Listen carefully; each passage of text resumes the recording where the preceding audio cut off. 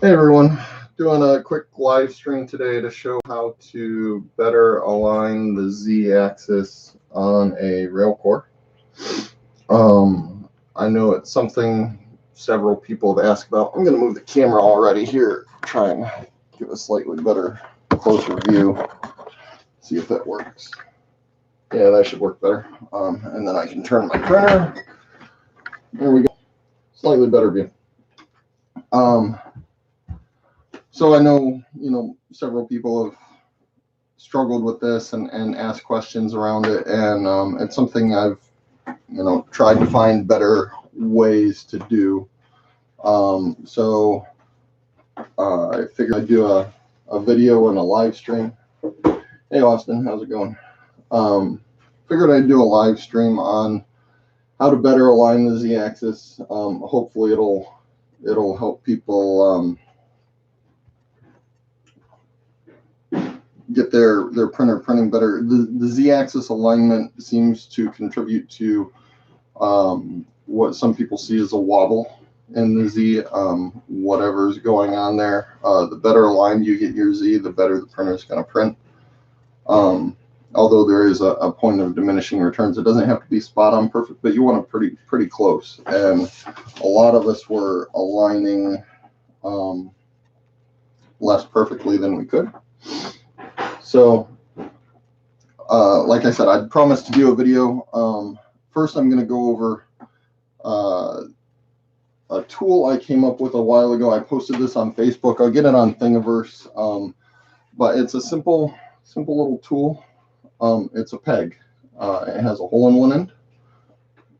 Don't know if you can see that on the screen. So that tool is designed to fit over the end of a stepper motor shaft like that. And it's the quickest way I've found to align the Z yokes to the steppers. So that's kind of the key component of the tools you'll need to do this. The second one is an adjustable square, which looks like this. They're very handy. If you don't have an adjustable square, you can make one because we have 3D printers. Yay! And for the level of precision we need for this, I actually first did this using a piece of 1515 extrusion I had laying around and 2 printed corner cubes, or angled corners. So that's a quick way to make your own adjustable square.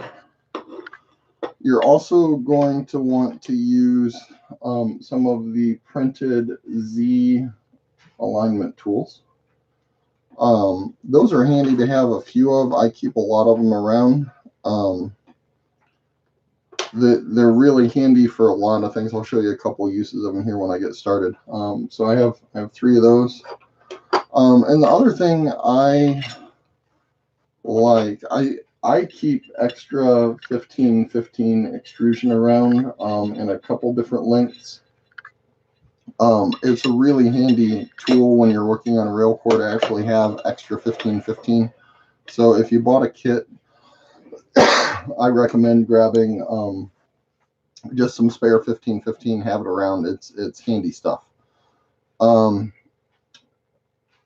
things that I'll note, one of my favorite mods, and I think it'll be standard in the kit very soon, but if you've bought a kit, don't worry, it's not an expensive change to do, are these 2 bottom panel braces.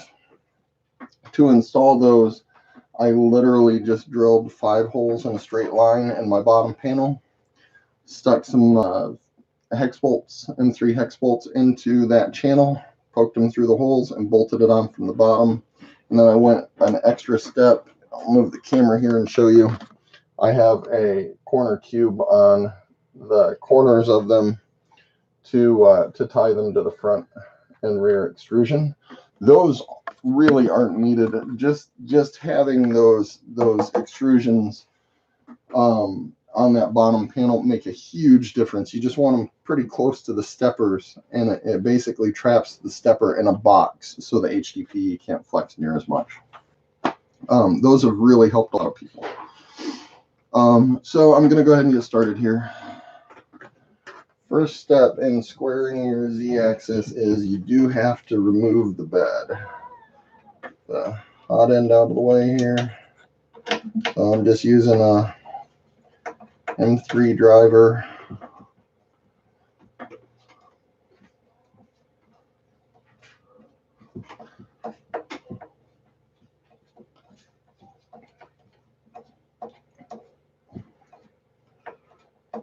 Yeah, I know there's a Masumi in Europe that'll sell the 1515, but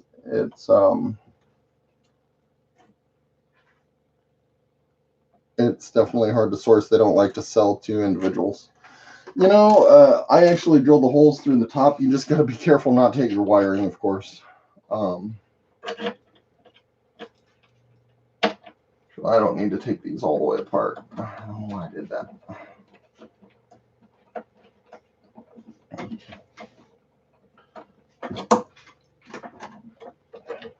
Another thing I'll point out, my RailCores are nowhere near kit standard. So any differences you spot, that's just me being me. I don't have a kit, haven't built a kit. I actually hadn't seen a kit in person until Murph. So my printers definitely will not match kits. In fact, this one is a printer I built as a collection of hand-me-downs from my first one from test parts. So it's a real hodgepodge of part quality and test parts and components that some are better than others.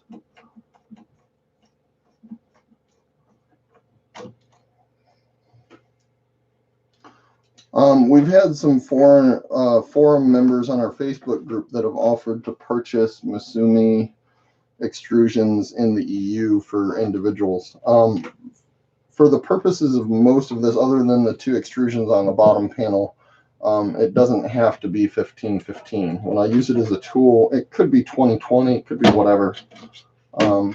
So when I pull my bed off, I just pop these bolts out as a stack, and then I'm going to flip my bed up so it's in the back there. Simple enough. Now my bed's out of the way. So my next step is I'm going to remove this this front lead screw. For this video, I just need to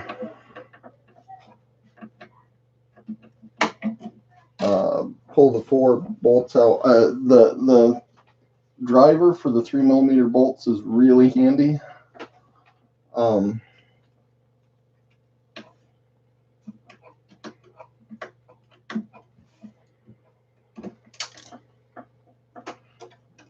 that one later. Doing this with an Allen wrench is terrible, but using the driver is really a lot easier. One of our builders actually sent me these as a gift. I cannot recall his name right now, but thank you again for that. It's a great gift. I was mentioning earlier that these are pretty handy, the alignment jigs. One of the uses I use for them is you can pop it right underneath your yoke as you're removing the lead screws. And then when the lead screw is no longer holding the yoke, it won't fall. It'll stay in place and I don't have to tape it down or anything. So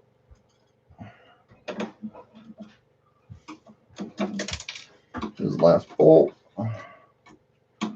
Pop these out here.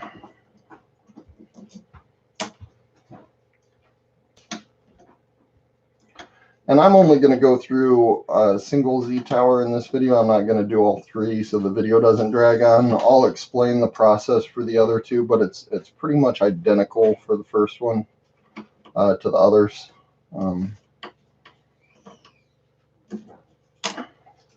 So actually, wait, no, for this process, I don't need to take that off. What am I doing? Put that back on. Sorry. Wasn't thinking clearly there, so let me pop these bolts back in. You want those in place for this.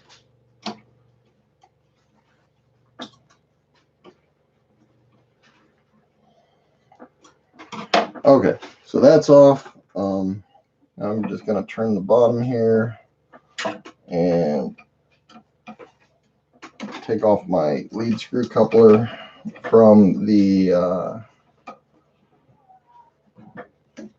lead screw, and I should be able to pull the lead screw out from the top. Taking my lead screw off. Everybody knows how to do that. So next I want to take this coupler off from the stepper as well.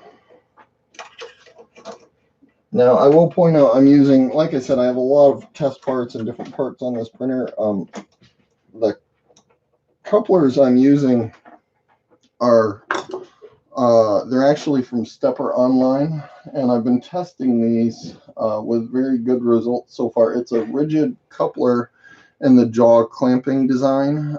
You can get them for $3 each from Stepper Online, and so far, if you align properly and your leads are relatively straight, which all of them in the kits really should be, these have proven very nice. So it's something that people may want to experiment with.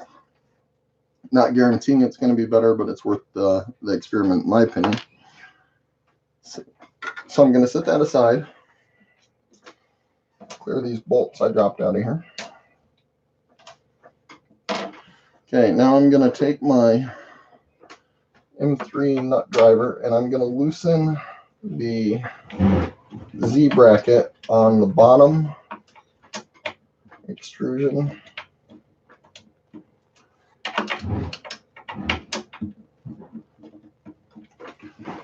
And you want to do this inside face of it. So it's completely loose on both.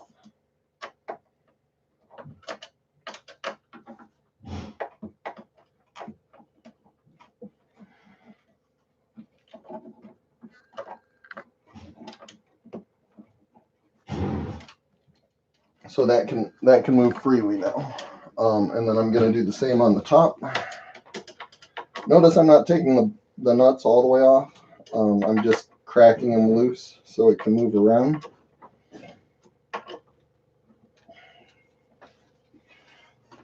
One's on the face.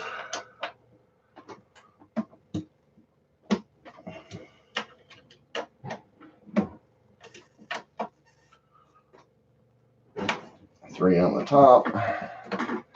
And now that whole thing can slide. Okay, you want 3 on both faces. And I'll show you why in a second here. So our next step is to use this printed tool I talked about earlier. I'm trying to watch for comments, by the way, so if you have questions on the steps, let me know. But I'm going to take this printed tool. I'm just going to push it down on top of that stepper as far as I can get it. If you print that and you have to use external force like a hammer to put it on the stepper, you're going to just break the tool or bend the top out and make it useless. So that's not going to help you.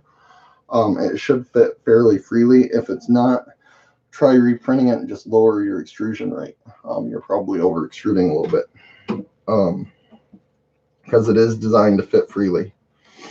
So I'm going to remove this this printed Z alignment tool, and what I want to do is just move that yoke down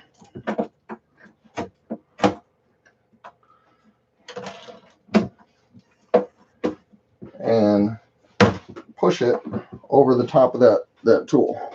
I'm going to move the camera in here so you can see what I have. So see how that peg is sticking right up in the center of the hole on the yoke and is on the stepper shaft. That effectively forces the alignment of the stepper to the yoke, which is the kind of critical dimension that we're after. Got grease all over my hand here.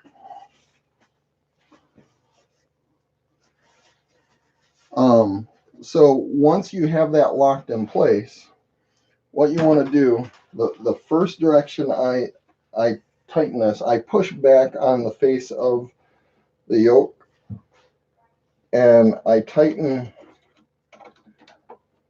these the horizontal bolts that hold it to this front leg. And essentially what I'm trying to do is make sure that that front face of that Z bracket is locked down with the extrusion against the outside extrusion. And I actually pull the Z bracket this direction into the center of the printer when I tighten those down. And that's because you can push the Z bracket, you know, there's a little play in how it sits on the 1515. If it's sitting too far this way and you tighten it down, when you go to tighten the next ones, you'll never be able to keep the extrusions against each other. So hopefully that makes sense. I'm pushing the Z bracket out with my thumb and pushing the extrusion back. I'm going this way with the Z bracket, this way with the extrusion, so that the extrusion is against this lower one, and then tightening it. And the whole time that that tool is still in place.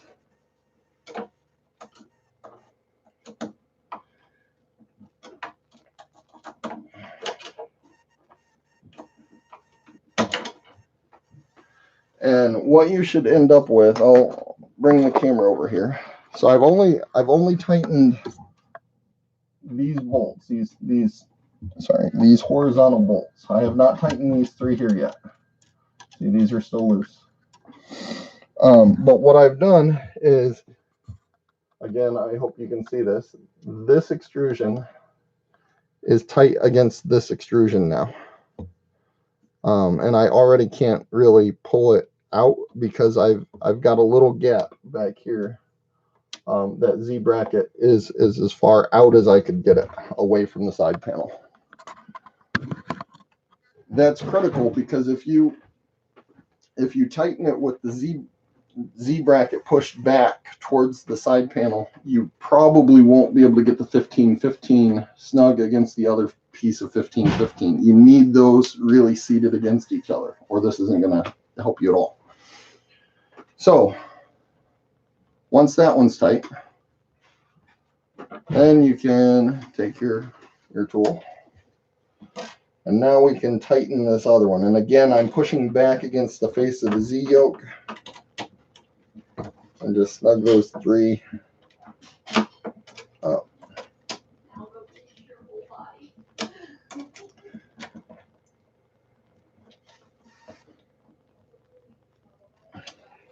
And looking down from the top, I actually have a bit of a gap between my side panel and the Z bracket, the aluminum Z bracket, and it would be the same with the printed one. There's just a little bit of a gap there because I intentionally pushed that forward on the 1515 to keep it away from the side. That lets me keep this extrusion against this extrusion, which is the critical dimension we care about right now. Okay, so we have the first point of our printer squared up now. Our next step is to simply slide this up, and I center that Z yoke and put my my Z alignment tool in underneath it so that it's stuck in the center and not falling or, you know, getting in my way. And then I do find it useful to use a pair of pliers, and I just put them underneath the printed tool and launch it into the air. There we go, it pops off. And I'll set that aside. I have launched those across the room. It's kind of fun sometimes. Don't hit yourself in the eye. So now my bottom is aligned here. Now we can use the adjustable square or the self-fashioned adjustable square. So this is kind of tricky to line up, but what you want to do is loosen up your adjustable square and put the flat of the square against the front of your printer. So the square is laying along the bottom panel, and you just want to push that adjustable bit back until it's nice and snug against the this is really hard to do and show it in a video, but you want to push it back so it's nice and square against the extrusion, and then you tighten it down. And that gives you, I'll show you here.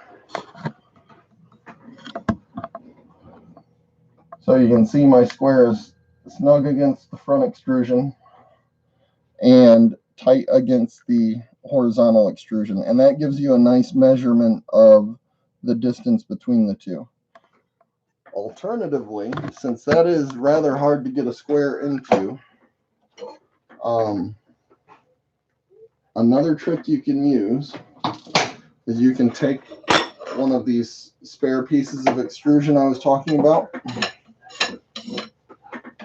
and put it right there, so it's not against your X linear rail, but against the top and bottom extrusions. And you can clamp that down. I use bar clamps a lot. I've shown those in other videos. So I'm going to actually do it that way because I think it's a lot easier. And you simply bar clamp that in.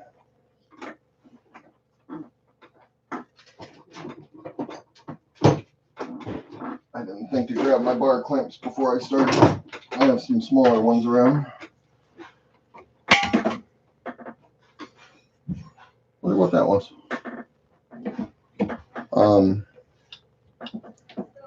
Bar clamp that in. And then again, you can use your adjustable square.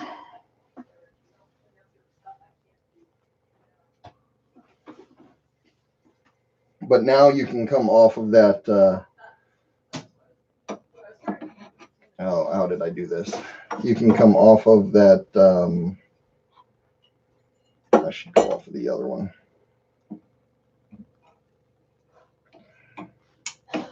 This is where I found it easier to use the printed one. That's right. So you can go here, adjust these. It's always fun doing stuff like this for a camera.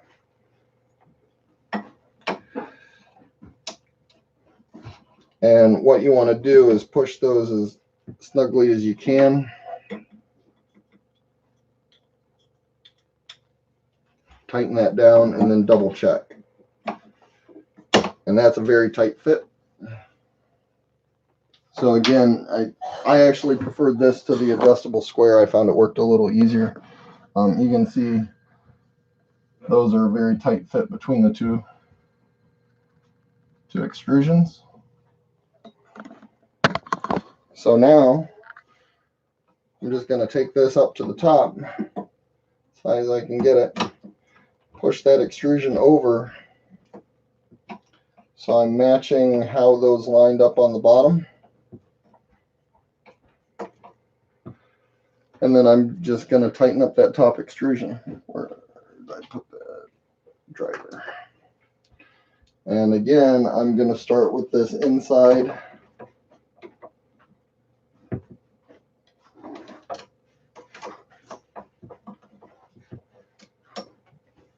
Make sure the 1515 is tight against the outside extrusion.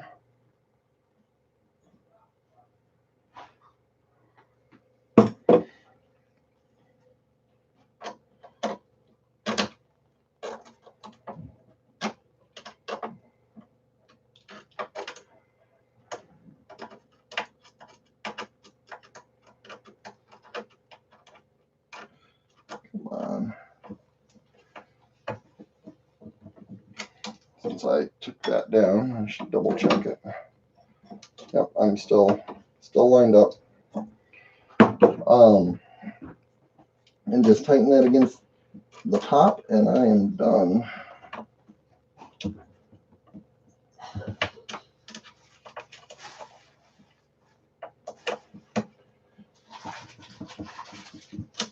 So now I have that squared to the front of the frame, which is pretty key. And the top and bottom are lined up with each other. Yep, I'm just using either the printed adjustable square or the store-bought adjustable square. I need to find a smaller one to line the gap. Once I've aligned the bottom by using that peg, I align it to the front, and then I get that measurement and I apply it to the top so that they're equally aligned top to bottom.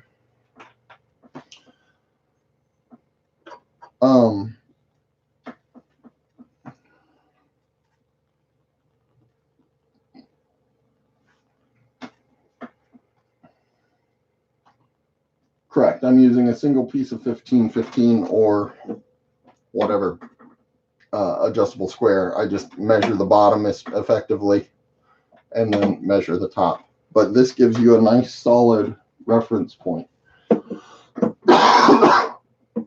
push it up snug against. Now is a good time if you need to use your Z alignment tools, and you can realign your Z axis and get it nice and squared up, or your Z linear rail to the extrusion. I'll get to that in a minute here, but here, I'll just go ahead and do it real quick. So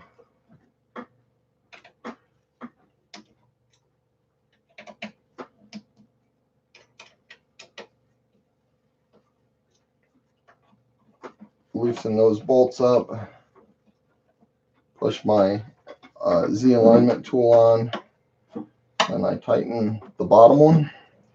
What I like to do is I take the same Z alignment tool, and this one is my most snug fitting Z alignment tool I have, and I'm very careful.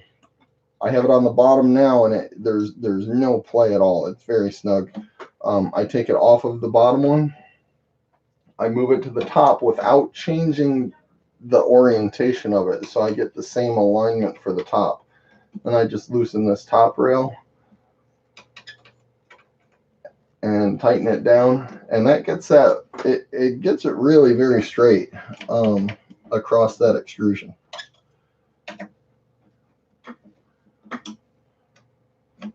Now I have my front rail aligned. So like I said, I'm not going to do all three in this video. I don't want it to be a really long video when it doesn't need to be. So I'm going to go through the process of how I would do the other extrusions. So my next step would be to repeat the process exactly like I did with this back linear or lead screw. I would take it off.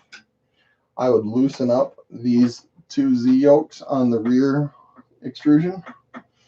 I would put the peg on this stepper motor back here, and I would line this yoke up with that stepper motor and tighten down the bottom exactly how I did the front. The difference would be when I go to align the top, I would not align the top to the frame. I align the top of this with this. So I would measure the distance between this rear Z extrusion and this front Z extrusion. And then I would apply that distance to the top. So I would actually be aligning this rear extrusion, this rear tower, to the front tower, not to the frame. That gets these two very parallel. When it comes time to doing the rear linear rail, I would do the same thing. I would not align the rear linear rail using the printed alignment tools. I would align the rear linear rail using my adjustable square and align it to the front linear rail. So I would put the adjustable square here and slide these out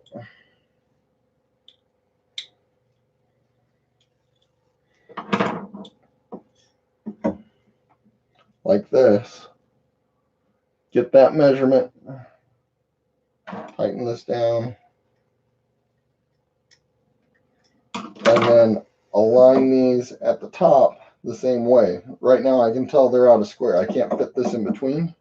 So those two Z rails are out of square. And that's really the most critical dimension, is those Z rails you want lined up. So align the rear of these off of the front. Now, unfortunately, we can't repeat that process for the other side. For the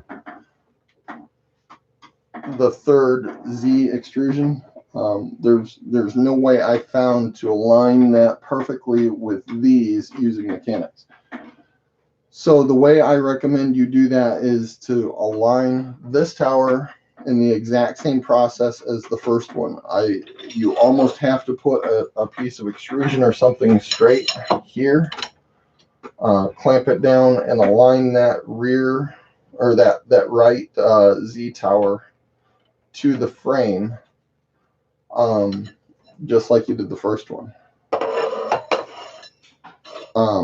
What you want to do though is whichever alignment tool you used to align this linear rail, use that again on this rear one, and it should get it pretty close to the same alignment. So again, you would take this lead screw out, take the coupler off, use the peg,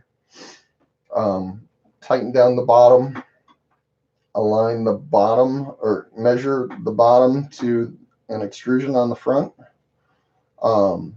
Then align the top, use that measurement to align the top of it to the front.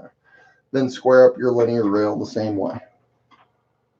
An alternative you can do is, instead of using these printed alignment tools, you can align these linear rails with the same process. It's just a little trickier because there's not quite as much to get a measurement tool against with the linear rail as there is the extrusion. Once you've done that for all three, you simply put the bed back on and do a test print. You should be good to go. A notable difference this makes, and I've actually already done this with this printer before, so it should be pretty close. I've changed the process a little bit, but a noticeable difference it makes is if you look at the top of this lead screw, you can see that lead screw is not tilted out away from the frame. That lead is very straight to the extrusion. If your lead screws are tipping out, that's a real sign that your alignment is off. Now, one thing I've had a couple people note is they go to do this and they can get, usually it's this side aligns very well, this first side, and then they go to do this third one and they cannot make that alignment work. That can happen, and usually what that turns out to be, it sounded like for a while that maybe the panels were cut wrong, and the steppers were just too close to the side. But what I think it actually is, I'm gonna flip this printer on its back momentarily. Just like, I gotta take this out first. Take a couple things out here.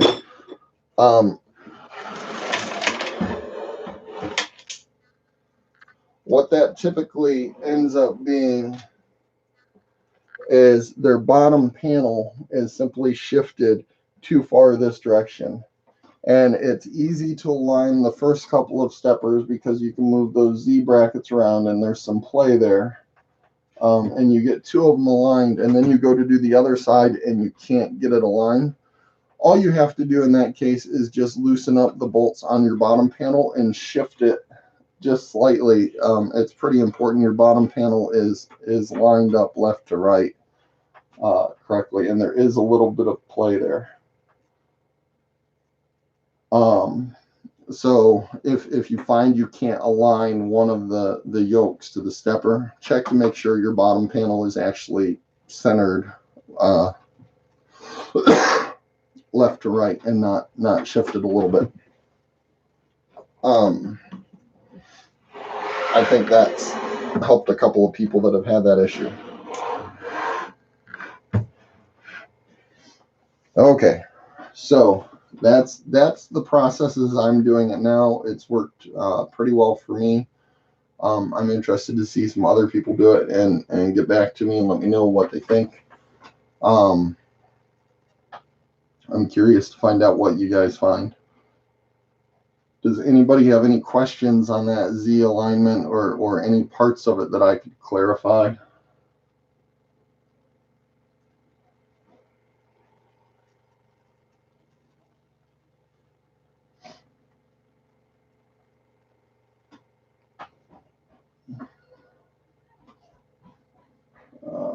Let's see. Oh, the printed tool. That is available on Facebook and via my Dropbox. I'll link it in the description of the video once the live stream's over, and I'll also put it up on Thingiverse. This is definitely my preferred way to do the Z alignment at this point. One thing I'll note, if you are building or in the process of building, at the point you have your side panels bolted on, I'm going to put a note in the documentation to stop and check your frame. That's the point where you want to make sure it's all squared, is right when your side panels are first bolted on before you go any further. Check all the corners, make sure everything is square. If anything is out of square, say I know mine is square right now because I did this, but say I find, this is a parallelogram and I've squished my frame a little bit diagonally this direction. You can find that by measuring the diagonals. You can find it by putting I have a square here under my laptop. Say, I take a nice big framing square.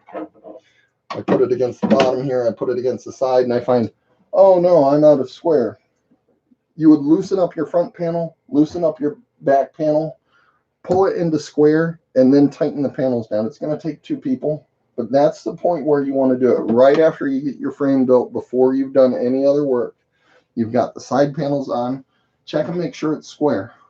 Just loosen up a side panel, pull it into square, tighten down the side panel, and it'll hold there forever. These bolts will hold it in place. But it's much easier to do before you get the rest of the stuff bolted on. And we've also put some access ports in the corners to give you access to the corner cubes. If you find it's really out of square, you might measure corner to corner between the two extrusions, measure the other corner to corner, and you may find, oh, I'm 0.5 millimeter off here. You can loosen up the bolt through the end. I don't have them on all the corners on mine. Pull that extrusion up or down, tighten that back up.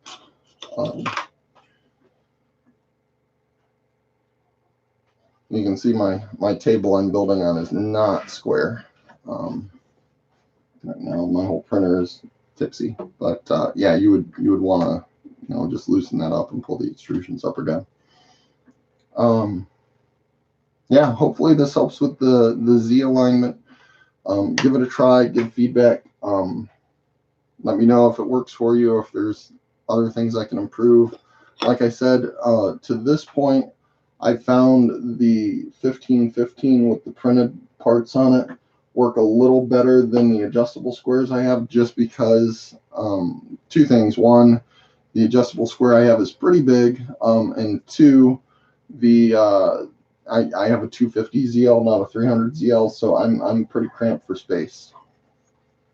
The purchased store-bought adjustable squares work better on a 300 ZL where you have more room to work. So, okay, hopefully this helps. I'm not seeing a lot of questions, so let's see here. I do actually use Loctite. There's a point in the build guide where I say if you're going to use Loctite, now would be the time. At the end of building the frame, I put Loctite on there. I immediately after put my sides on, I make sure it's square, like I just commented. And then by the time the Loctite is dried, everything holds pretty firmly from there. I prefer to use Loctite, though not everybody does. I'm not sure it's really required, but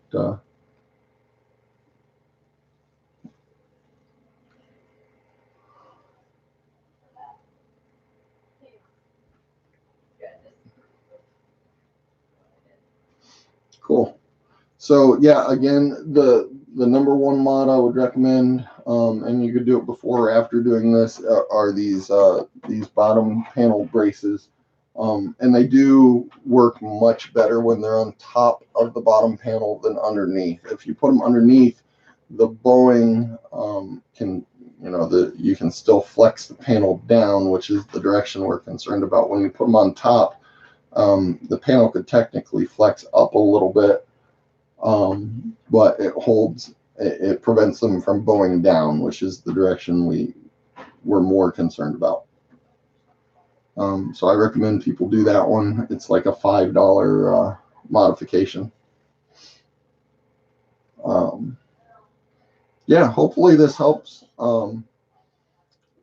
Ask questions in the YouTube comments or hit me up on our Discord or Facebook, and I'd be happy to clarify anything that needs clarified. I'll get the tool linked. I'll put it on Thingiverse and link it in the description of the video once I'm done streaming here. So hopefully this all helps you all out, and everybody enjoy the start of the new season of Game of Thrones tonight. So I think that wraps us up. Thanks, everybody.